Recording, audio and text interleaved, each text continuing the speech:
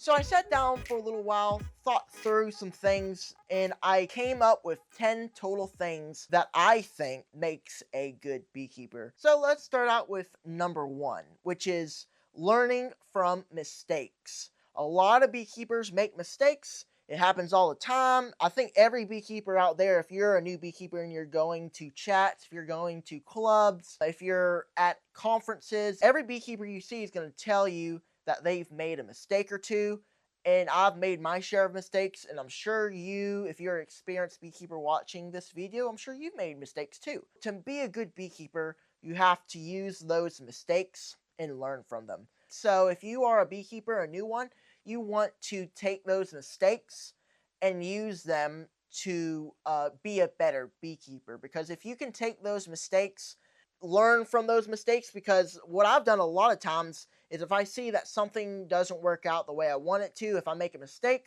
I know for the future, if I'm in that situation again in a future scenario very, very similar to one I had before, and that one before really didn't go well, I can go to the present situation, the scenario, and say, okay, I learned from my mistake last time. I'm going to do something different, and I'm going to make sure this is right. So to be a good beekeeper, you have to learn from your mistakes. So number 2 is patience. I've had a big problem being patient. There's many times where I tried to speed things up too quick. I wanted to expand quickly. I wanted to get honey quickly to sell, to make quick dollars. I just wasn't being patient, and that really ultimately led to disaster. Because whenever you want to expand quickly, if you're not patient, you are going to rush things way too quickly, and you'll find that you can't handle it. Because I tried one year in 2023 to expand rapidly. I had one colony, and I split it like crazy. I made 2-frame splits. I actually have the video still up on my YouTube channel. I made 2-frame splits. It didn't end well, by the way, of those 2-frame splits. I don't recommend doing 2-frame splits. Just not strong enough, especially during summer, which is when I did it, so that makes it worse. Whenever I did that, it put way too much pressure on me, and too many colonies too quickly. So that is one important thing to master to be a good beekeeper, and that really does take time. Everything that I say takes time, so just take your time. Be patient with yourself. Don't rush into things way too quickly. There's no need to rush. Take each year slowly. Let things fall into place. Let the chips fall as they fall. Make sure you do not rush your splits. Make sure you don't rush your growth as a beekeeper, because if you rush your growth, you're really not going to succeed the way you want to succeed. Number 3 is willingness to learn. You never want to get to the point in your beekeeping journey to think that you don't need to learn anything else, because look, there is a lot of things to learn.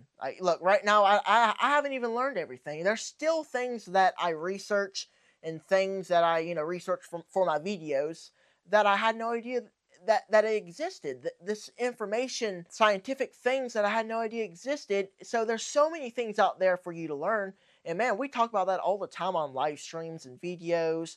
That we mention that there are so many things for us beekeepers to learn. It never ends.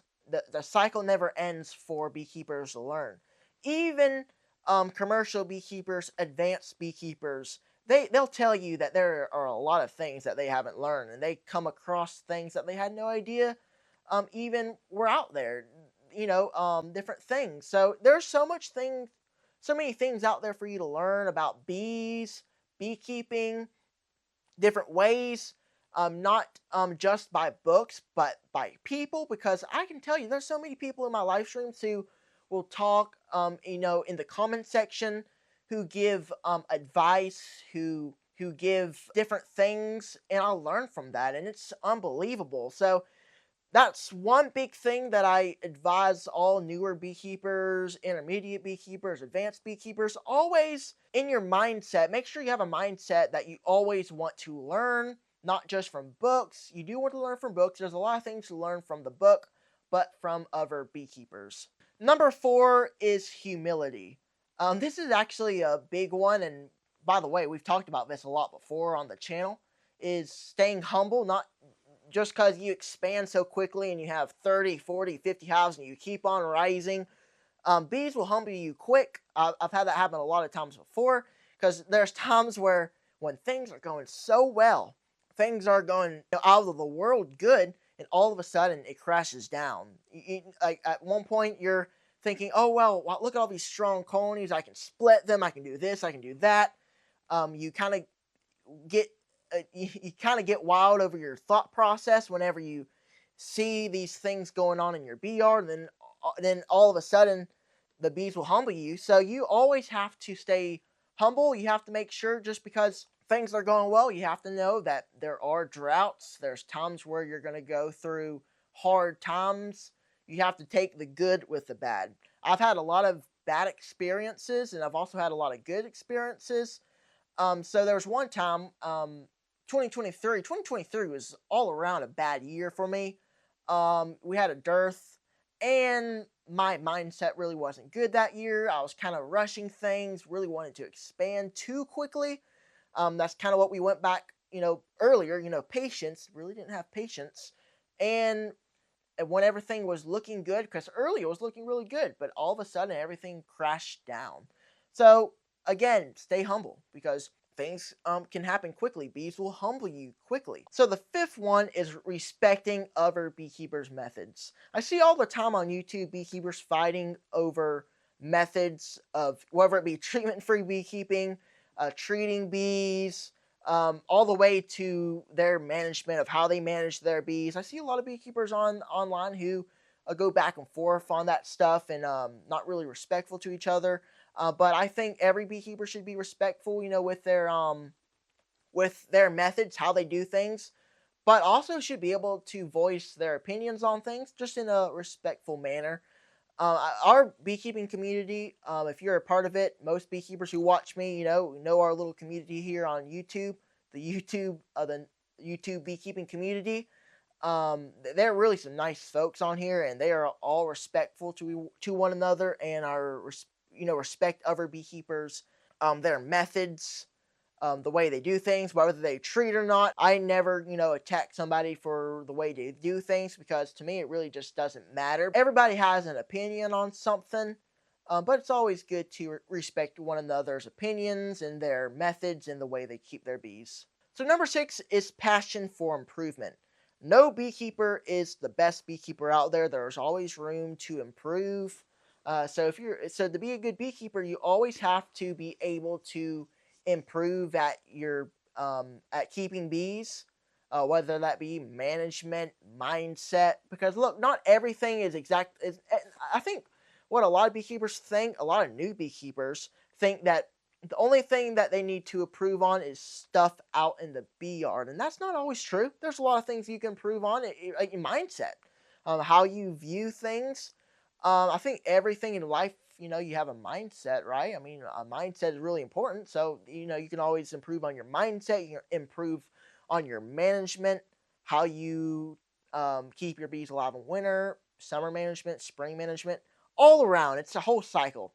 Good beekeepers, advanced, hobbyists, intermediate, they all want to improve. We all want to get better because, you know, that's the only thing you can do. The only thing you can do is get better. I mean, you always got to keep that mindset. And if you don't really keep that mindset, it's just, I don't think you're going to succeed if you don't keep a mindset that you want to have a passion to improve. Number 7 is accepting losses. And I think this is really important because I know a lot of new beekeepers dwell over losing colonies, and I don't think any beekeeper should, dwell over losses, because beekeepers such as me and you, everybody who's watching this video right now knows that you're going to lose a colony. You're going to lose 2 colonies. You may lose multiple colonies. It's just the way things go. You're always going to lose some colonies, whether it be due to starvation or maybe, too high of a mite load. You're just going to lose some colonies. So you just always have to accept it. Because if you dwell over losses, you're never going to move forward. You always have to move forward, put that loss behind you. If you lose a colony and if you put it behind you, you're gonna succeed in the future. You always gotta if you might have done something wrong. We've talked about it before, mistakes. If you made a mistake and that impacted, the reason why you lost your colony, why the colony didn't survive, you can always go back and learn from that. But you never want to dwell over it. You just want to accept it, move on, learn from that experience, and you're able to move on to the next experience, like I said earlier, and you can improve and learn from that mistake. So number 8 is being intentional. I've talked a lot about intentional beekeeping, and I've known a lot of beekeepers. I've had a lot of beekeepers on that I've talked with about being intentional. And being intentional means inspecting, managing your colonies with a intention, not just going out there just to roll through the colony, not having something to do. It's always good to go out into the bee yard and get a feel for things. If you're new, that's not pushing you away from just inspecting to get a feel of it, from getting to know the bees, because that's important as a new beginner, is being able to inspect bees and getting comfortable. But once you start inspecting colonies regularly, once a week in spring, you want to have an intention. If there's no intention, if you don't have anything to do, you don't have to go into the colony. There's no need to. But if you have an intention to check for mites, make sure your queen's healthy, managing your bees, being intentional is really important. Making sure you have an intention. So number 9 is teaching without ego. Every beekeeper I know in our beekeeping community are some of the most humble, some of the most nicest human beings out there. You won't find anyone better than this beekeeping community, because everybody is humble, everybody's nice, everybody wants to help each other. Beekeepers helping beekeepers. These beekeepers, they share what they know, but never act like they know it all. They always admit when they don't have the answer and are eager to learn from others, even beginners.